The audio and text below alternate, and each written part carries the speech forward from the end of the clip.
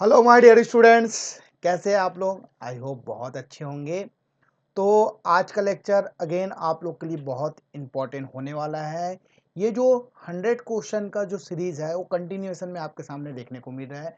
जो बच्चा मैकेनिकल से बिलोंग करता है, जो बच्चा सिविल से बिलोंग करता है, अगर फ्लूइड मैकेनिक्स पढ़ना है तो इसी से रिलेटेड क्वेश्चन पूछे जाते हैं। मोस्ट आस्किंग क्वेश्चन है, ठीक है। ये क्वेश्चन हमेशा पूछे जाएंगे और बार बार पूछे जाते हैं। अगर कोई बच्चा ये वीडियो देख लिया है तो यहाँ से क्वेश्चन बन जाए। तो आज के लेक्चर में मैं फ्लूइड मैकेनिक्स के जो डायनेमिक्स ऑफ फ्लूइड के क्वेश्चंस लेके आया हूँ बहुत ही ज़बरदस्त तरीके से। तो टाइम को हम लोग व्यर्थ ना करते हुए कंटिन्यू क्लासेस चालू करते हैं। तो मेरा नाम अभिषेक गुप्ता है और आज का लेक्चर बहुत ही इंपॉर्टेंट है। और जो बच्चा CSEB AJE की तैयारी कर रहे हैं उसके लिए बहुत ही बेनिफिट है बेटा। तो मेरे साथ बने रहिए और कंटिन्यू करते हैं। पहला क्वेश्चन आपके सामने है, question number first. Question first क्या बोला जा रहा है, बहुत ही शानदार तरीके से आप लोग देखिएगा। Bernoulli's theorem deals with the principle of the conservation of what. अब यहाँ पर बच्चे लोग कंफ्यूज जाएंगे कि कंजर्वेशन ऑफ प्रिंसिपल पर मतलब बर्नौलीज प्रिंसिपल जो होता है और किस प्रिंसिपल, बर्नौलीज थ्योरम किस प्रिंसिपल पर वर्क करता है? एनर्जी, मोमेंटम, मास, फोर्स। तो याद रखना बेटा, एक कंजर्वेशन ऑफ एनर्जी प्रिंसिपल पर वर्क करता है। किस पे वर्क करता है बेटा? कंजर्वेशन ऑफ एनर्जी प्रिंसिपल पर। तो इसका आंसर हो जाएगा ए। अब कुछ बात बता देता हूँ। यहाँ पर हम देखेंगे बर्नौलीज इक्वेशंस की बात करें, जैसे बर्नौलीज इक्वेशंस की बात करते हैं, है ना। तो जैसे आपके पास फॉर्मूला है P upon rho G plus V square upon 2G plus Z is equal to constant. ये जो बात होती है बेटा, ये बर्नौलीज इक्वेशन। कौन सी इक्वेशन है बेटा? बर्नौलीज इक्वेशन, ठीक है। ये बर्नौलीज इक्वेशंस है। अब ये किस प्रिंसिपल, कुछ कुछ पॉइंट याद रखना।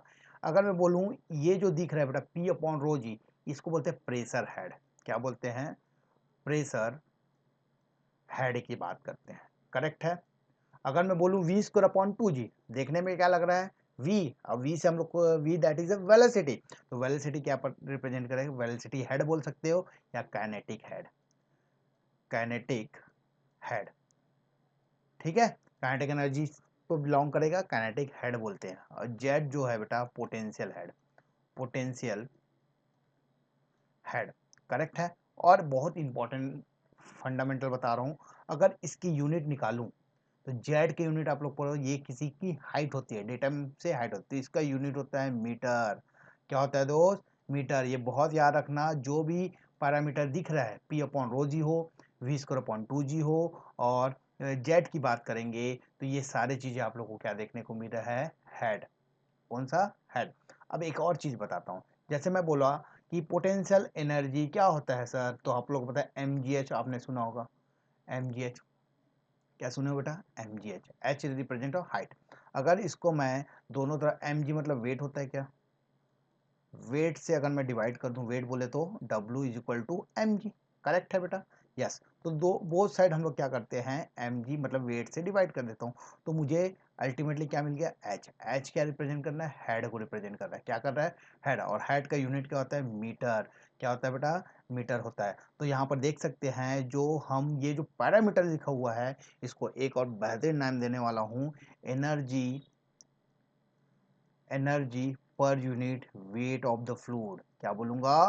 Weight of the fluid. Energy per unit weight of the fluid की बात करेंगे तो सारे इक्वेशन ऐड हो रहा है, तो मतलब प्लस हो रहा है तो जुड़ेगा। तो energy per unit weight of the fluid की बात करेंगे और इसका यूनिट क्या होगा? मीटर होगा। क्या होगा? मीटर। बहुत ही प्यारा सा इक्वेशन है, P upon rho G plus V square upon 2G plus Z is equal to constant, that means P upon rho G that is equal to pressure head. क्या बोलेंगे? Pressure energy per unit weight of the fluid, v square upon 2G that is a kinetic energy per unit weight of the fluid, z that potential head, potential energy per unit weight of the fluid। तो unit क्या हो गया आपका? Metre हो गया। तो आपने देखा बेटा, बहुत ही प्यारा सा मैंने यहाँ पर एक फंडामेंटल इक्वेशन के अकॉर्डिंग आप लोग को समझाने की कोशिश किया कि बर्नौलीज इक्वेशंस किस प्रिंसिपल पर वर्क करते हैं बेटा? Energy, conservation of energy principle. अब यहाँ पर देखो, conservation of momentum principle, Navier Stokes equation हम लोग पढ़ते हैं। नेवियर स्ट्रोक इक्वेशन जो पढ़ते हैं वो किस पर डिपेंड करते हैं? Principle of conservation of momentum, principle of conservation of momentum.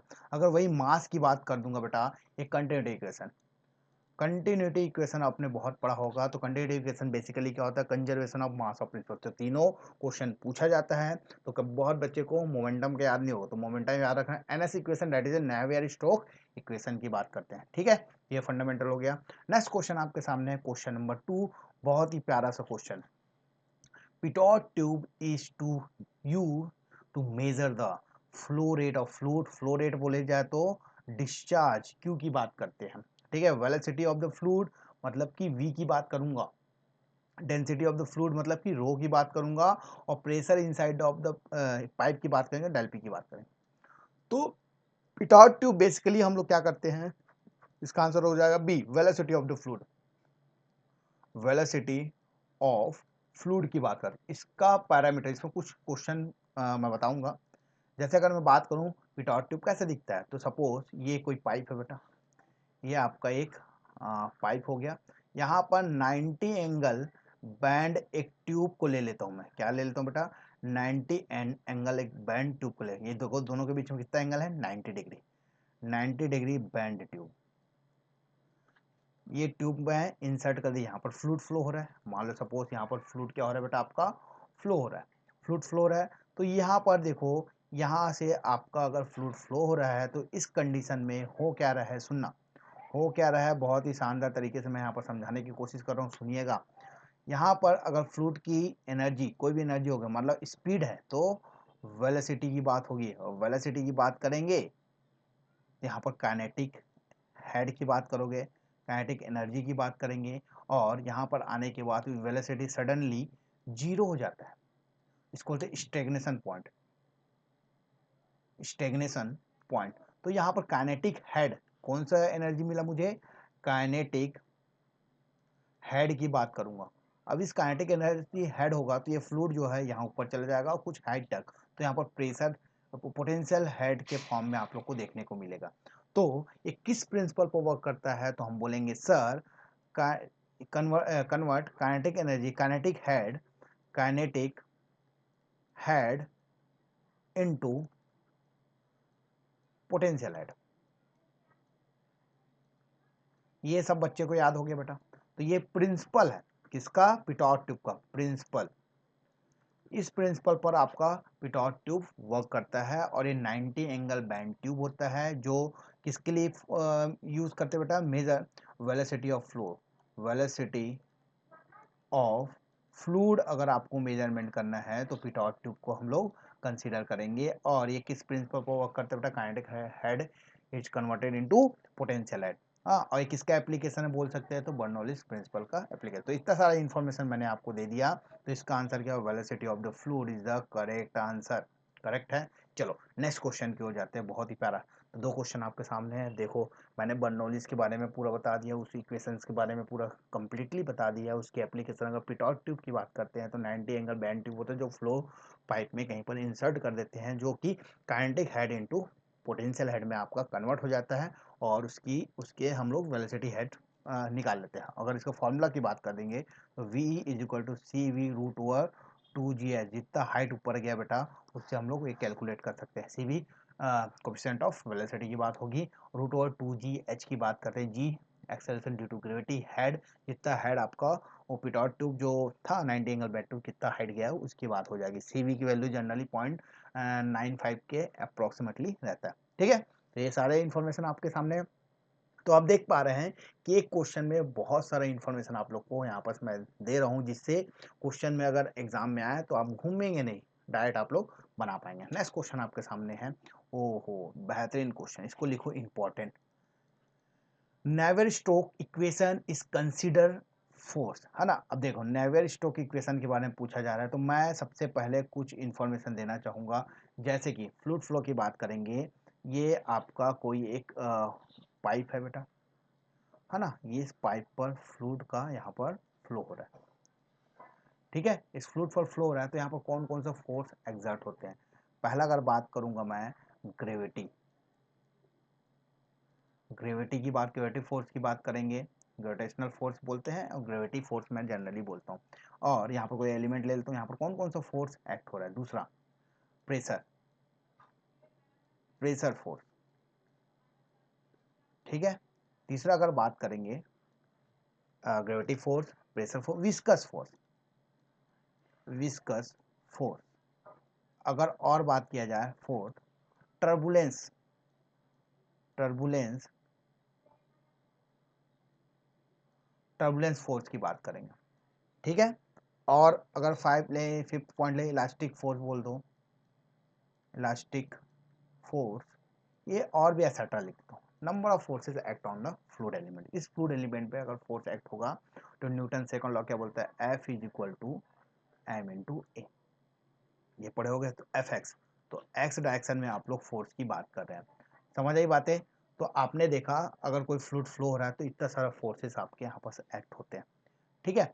अब बात हो गई यहाँ पर F equal to M into A, F X is equal to, okay, चलो डन। अब यहाँ पास मेरा कॉन्सेप्ट देखना, इक्वेशन ऑफ मोशन की बात करेंगे। तो ये इक्वेशन जितने भी फोर्स है इन एक्स डायरेक्शन में जो एग्जर्ट हो रहा है इसकी बात करूँगा।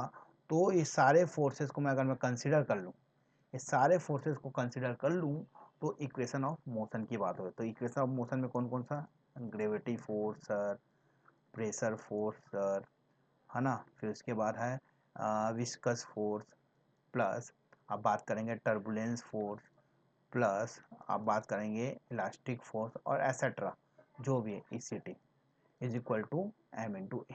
ये इक्वेशन ऑफ मोशन की बात हो। कौन सी इक्वेशन है, इक्वेशन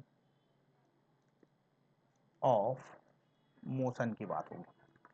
अब यहाँ पर सुनो, अगर किसी भी एक फोर्स को लाइक मैं अगर ये 4 फोर्स को कंसिडर करता हूँ 1 2 3 एंड 4, तो यहाँ पर जो इक्वेशन मिलेगा रेनॉल्ड इक्वेशन बनेगा। कौन सा इक्वेशन मिलेगा दोस्त, रेनॉल्ड। तो रेनॉल्ड इक्वेशन में ग्रेविटी फोर्स होता है, प्रेशर फोर्स होता है, विस्कस फोर्स है, टर्बुलेंस फोर्स। अब मैं ये 3 इक्वेशंस को कंसीडर करता हूँ। ये 3 इक्वेशन में जो मिलने वाला है इसको बोलते हैं हम लोग नेवियर स्टोक इक्वेशन। तो कौन कौन सा फोर्सेस एग्जर्ट होता है बेटा नेवियर स्टोक इक्वेशन में, एक होता है ग्रेविटी फोर्स, एक होता है प्रेशर फोर्स, एक होता है बेटा विस्कस फोर्स। अगर ये 3 फोर्सेस एक्ट हुआ तो हम बोलेंगे बेटा Navier stock equations.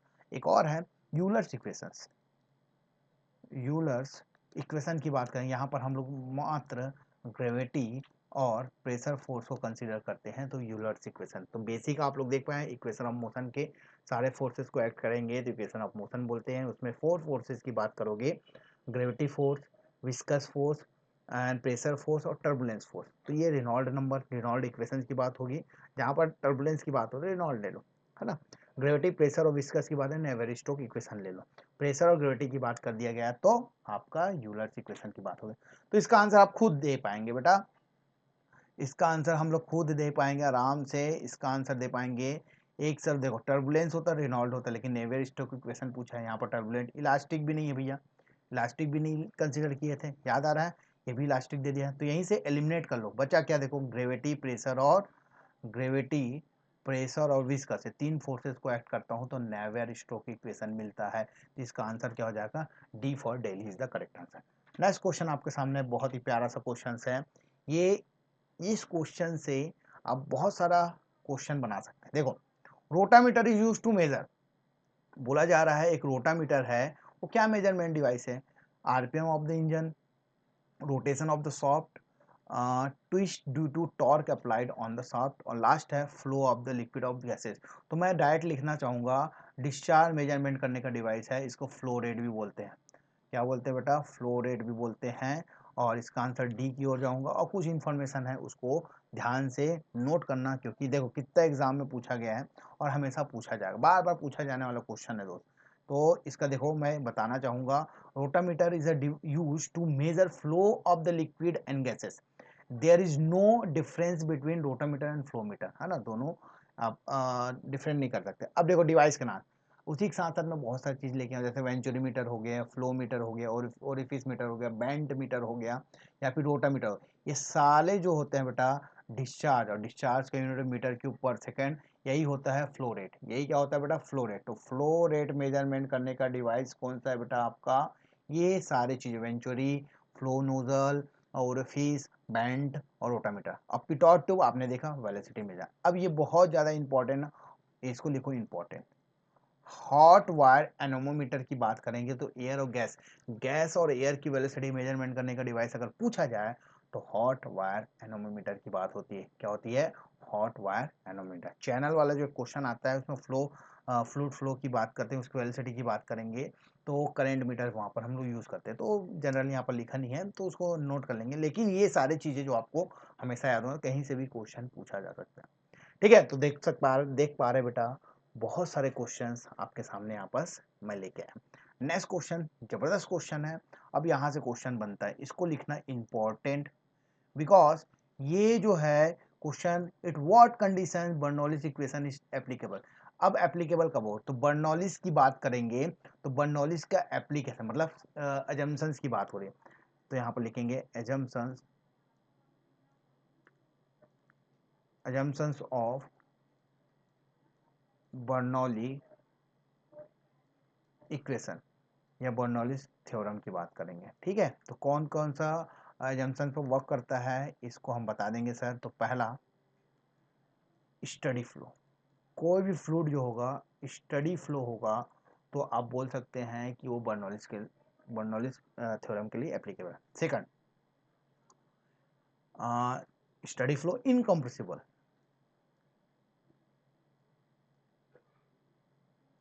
Incompressible fluid, इसके लिए यूज होता है आपका ये जंक्शंस है। थर्ड, इन विस्कस, इसको बोलते हैं नॉन विस्कस फ्लो।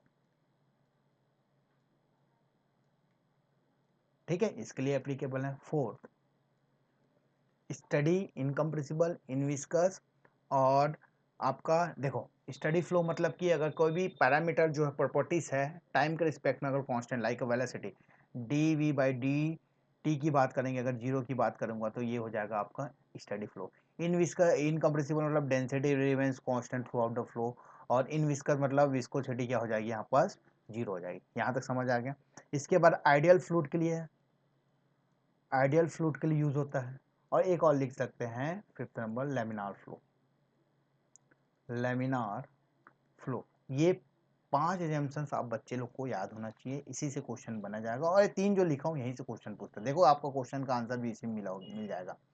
तो ये क्वेश्चन का आंसर हम देखते हैं बेटा। सबसे पहले हम पढ़ेंगे रोटेशनल, हाँ एक और याद आ गया मेरे, ई रोटेशनल फ्लो के लिए। ई रोटेशनल फ्लो रोटेट नहीं होना चाहिए, रोटेशनल फ्लो, ये लिख दो 6 नंबर का। ठीक है, अब बन जाएगा। पहला रोटेशनल है क्या? नहीं है सर, अभी तो बताएं आप। सेकंड, ई रोटेशनल है, बिल्कुल है। विथ कंप्रेसिबल है क्या? नहीं है सर, ये हट गया। स्टडी है सर, बिल्कुल है।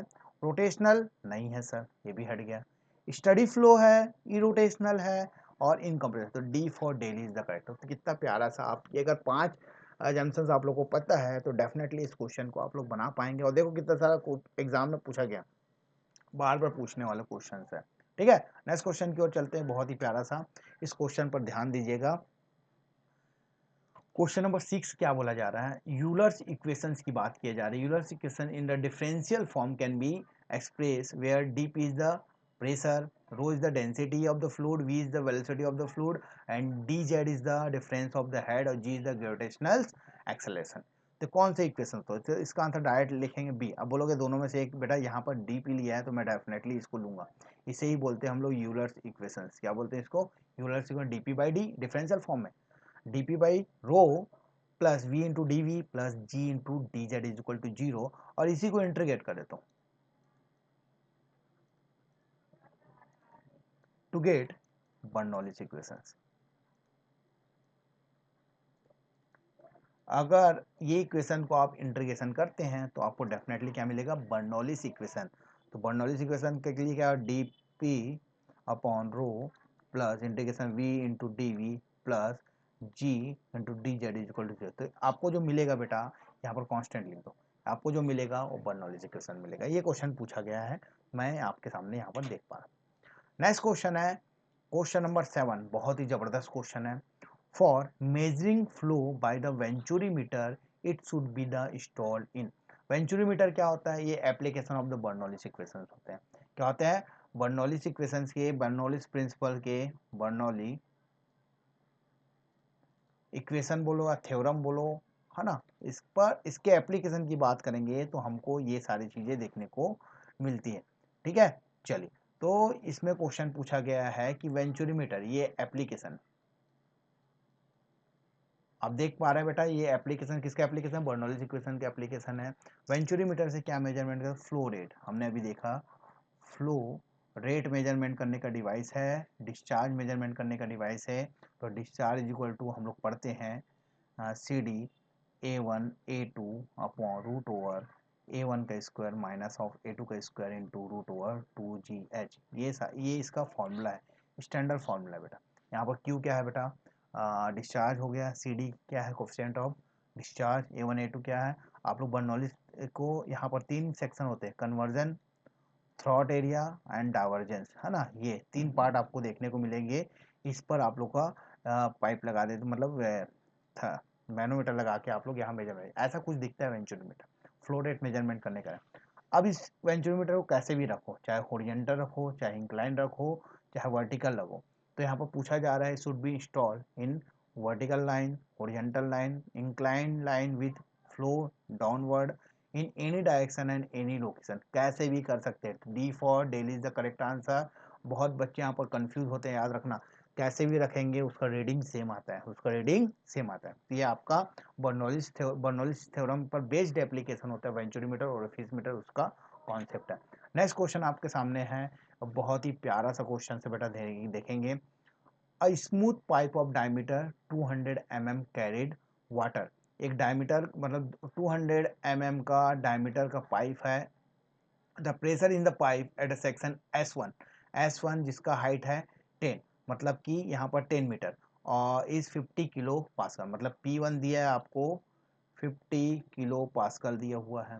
हाँ, और इस यहाँ पर Z1 ले लेता हूँ, 10 मीटर दिया हुआ है बेटा, है ना। एट द सेक्शन 2 दूसरे की बात हो रही है, जहाँ पर एलिवेशन कितना है आपका 12 मीटर, एलिवेशन कितना है 12 मीटर है, और प्रेशर कितना दिया है P2 दिया है 20 किलो पास्कल, 20 किलो पास्कल दिया हुआ है ना। एंड वेलोसिटी जो है 2 मीटर पर सेकंड आपको देखने को मिल रहा है। Density of the water, density क्या है 1000 दिया हुआ है दोस्त, 1000 दिया हुआ है ना, यूनिट देख लो केजी पर मीटर क्यूब। और एक्सेलरेशन ड्यू टू ग्रेविटी जो होती है 9.81, सभी बच्चों को पता है ऑलरेडी, है ना। और तो यहाँ पर which of the flow is true, पहला flow is from S1 to S2, head loss is 0.53। अब देखो मेरा क्वेश्चन सिंपल समझ आ गया है। क्वेश्चन में ऐसे पैरामीटर दिए रहते हैं, आपको फ्लो का डायरेक्शन पता होना चाहिए, और दूसरा चीज़ फ्लो के डायरेक्शन के साथ साथ आपको इसका हेड लॉस की वैल्यू निकाल। तो ये ऐसे क्वेश्चन बर्नौलीज थ्योरम पर बेस्ड होते हैं। तो अगर इस क्वेश्चन की बात करूं तो क्वेश्चन ऐसे कुछ दिया हुआ है, समझना मेरी बात को ना। ये क्वेश्चन दिया है, ये क्वेश्चन जिसका स्मूथ पाइप है, तो ये स्मूथ पाइप हो गया भैया, और ये सेंटर लाइन हो गया। सेंटर लाइन से इसकी हाइट की बात करेंगे, ये आपको पॉइंट नंबर 1 अगर लूँगा तो 10 मीटर दिया हुआ है, और इसकी बात कर लूँगा तो आपको जो है 10, और इधर कितना दे दिया दोस्त 12 मीटर, कितना दिया है 12 मीटर, ये 12 मीटर का आपका हाइट दिया हुआ है। यहाँ का प्रेशर P1 है, यहाँ का प्रेशर P2 है, समझ आई बातें। अब यहाँ पर डायमीटर कांस्टेंट है, डायमीटर कांस्टेंट है तो वेलोसिटी भी कांस्टेंट रहेंगे। तो यहाँ पर आप देखेंगे A1 is equal to A2, तो कंटिन्यूटी इक्वेशन क्या होता है, A1 V1 is equal to A2 V2, तो V1 is equal to V2 देखने को मिला। अब क्वेश्चन देखना, बर्नौलीज इक्वेशन क्या बोलता है, E1 is equal to E2 plus head loss, यही है, यही इक्वेशन से निकालेंगे। व्हाट इज द E1, तो E1 की वैल्यू क्या होती है, सुनना ध्यान से। E इज इक्वल टू अपने को पता है, मैं यहाँ पर E1 लिखूंगा P1 by rho G plus V1 का square upon 2G plus Z1, वैसे E2 अपॉन, अब P1 P2 की वैल्यू क्या दिया बेटा, P1 की वैल्यू दे दिया है 50, और P2 की वैल्यू क्या दे दिया है आपको 20, बस इतना याद रखना। तो यहाँ पर देखो 50 अपॉन रो जी कॉन्स्टेंट है, मैं रो जी के फॉर्म में लूँ, मैं कंपेयर करूँ, सॉल्व नहीं करूँगा बेटा। V1 की वैल्यू आपको पता है, ये दोनों के लिए कांस्टेंट है, V1 का स्क्वायर अपॉन 2G, ये कांस्टेंट Z1 क्या है आपका 10 है। वैसे ही E2 की बात करेंगे तो 20 दिया हुआ है, 20 by rho G plus V2 का स्क्वायर अपॉन 2G प्लस यहाँ पर 12। तो आप देख पा रहे हैं यहाँ 50 है, 50 डिवाइड बाई समथिंग, और ये डिवाइड बाई समथिंग, और 10 है 12 है। तो अगर मैं कैलकुलेट करूँ तो मुझे यहाँ पर बस क्या ऐसे सॉल्व करना है, E1 is greater than E2 देखने को मिलेगा। तो फ्लो का डायरेक्शन क्या होगा, 1 से 2 की ओर। सॉल्व करके देख लो आप लोग, सॉल्व करके देख लीजिए, है ना। तो ये दोनों को अगर माइनस करूँ तो मुझे मिलेगा 50 माइनस 20, 30 डिवाइड बाई किलो में है ना रो जी, 30 डिवाइड बाई रो जी। और यहाँ पास 10 माइनस माइनस टू करेंगे, ये अगर बात करूँ 9.81, ये तो 100 हो गया, 1000 हो गया तो कैंसिल आउट हो गया, वहाँ पर किलो के पास का था, ये 10 से डिवाइड करूंगा, है ना। तो यहाँ पास 2, तो यहाँ पास आप देख पा रहे हैं इसका आंसर अगर बात किया जाए तो मुझे मिल गया 1 to 2। देखो फ्लो फ्रॉम 1 to 2 ये भी हो सकता है, 2 से 1 नहीं हो सकता, 2 से 1 नहीं। तो सी देखते हैं, flow from 1 to 2। Head loss देखो ये हो सकता है, तो सॉल्व करोगे बेटा तो यहाँ पर C for Chennai is the correct answer आएगा। मैं बहुत सिंपल फंडामेंटल इक्वेशन के अकॉर्डिंग आपके सामने रखा हूँ, ऐसे ही क्वेश्चन बनाना, हमेशा ऐसे क्वेश्चन। बस यहाँ पर ध्यान रखना कि जो वैल्यू दिया है E1 और E2 निकाल लो बेटा, जो वैल्यू ज़्यादा है वहाँ से दूसरे की ओर फ्लो होगा, क्योंकि हाई एनर्जी से लो एनर्जी की ओर फ्लो होता है। और H निकालना है तो E1 माइनस E2 कर लो, आपका आंसर आ जाएगा। ठीक है, नेक्स्ट क्वेश्चन की ओर चलो। बहुत ही प्यारा सा क्वेश्चन था, सॉल्व करना, सी आपका आंसर देखने को मिलेगा।